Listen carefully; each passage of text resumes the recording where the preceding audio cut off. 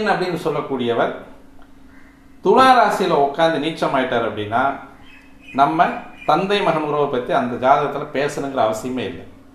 அந்த எடுத்து வச்சனா அதை தந்தை எவ்வளவோ பிரயாசப்படுவார், தனது மகனுடைய முன்னேற்றத்திற்கு எவ்வளவோ பிரயாசப்படுவார். ஒன்று அதை மகன் ஏற்றுக்க மாட்டான், அல்லது மகன் அப்படின்னு சொல்லக்கூடிய மகர லக்னக்காரன் நல்ல சம்பாதிப்பான், தெளிவான முறையில் வாழ்க்கையில் முன்னேறி வருவான், தந்தையை கவனிக்க மாட்டான்.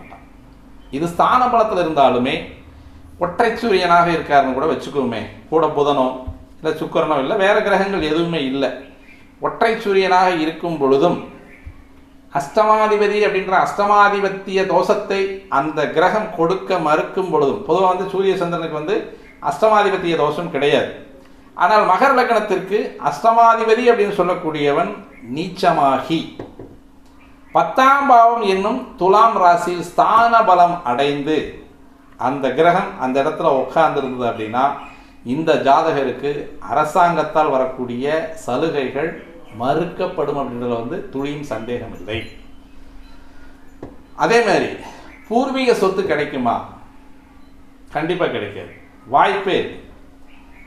ஆக்சுவலாக சூரியன் நீச்சமாக போகிறது அப்படின்றது காலபுருஷ தத்துவத்தின் 5ஆம் இடத்த அதிபதி. அவன் பொதுவாக கெடக்கூடாது, கெட்டால் அந்த பூர்வீகம் அப்படின்னு சொல்லக்கூடிய ஊரை விட்டு ஓடணும், அல்லது சொந்த வீட்டை விட்டு வெளியே போகணும், அல்லது சொந்த வீடு அப்படின்றது பாரம்பரிய சொத்து நமக்கு கிடைக்காம போவதற்கான வாய்ப்புகள் நிறைய இருக்குது.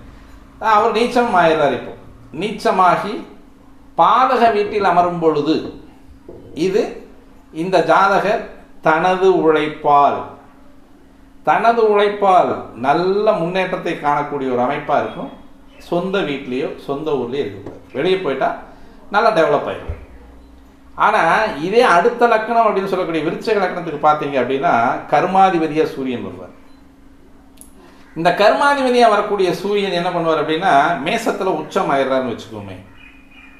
இப்போ இந்த மேசத்தில் உச்சமாகிறது இவருக்கு கர்மாதிபதி அப்படின்னு சொல்லக்கூடிய 10க்குடைய சூரியன் அவனுக்கு 9ஆம் வீட்டில் உச்சமாகும் பொழுது இங்கே என்ன பிரச்சனை வரும் அப்படின்னா அவன் நினைச்ச வேலையை செய்வான்.